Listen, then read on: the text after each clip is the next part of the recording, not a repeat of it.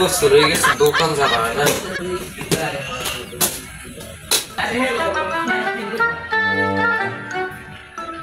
ভাই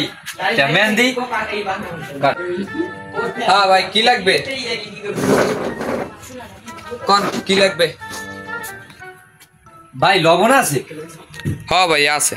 আচ্ছা ভাই এক প্যাকেট লবণ দেন দি ভাই হ্যাঁ ভাই দিতেছি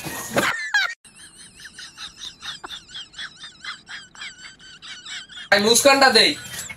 আচ্ছা ঠিক আছে ভাই দেন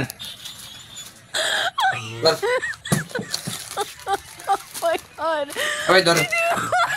ভাই এটা দাম কত 180 টাকা পড়বে আমি এটা পাশে দাও আমি এটা খান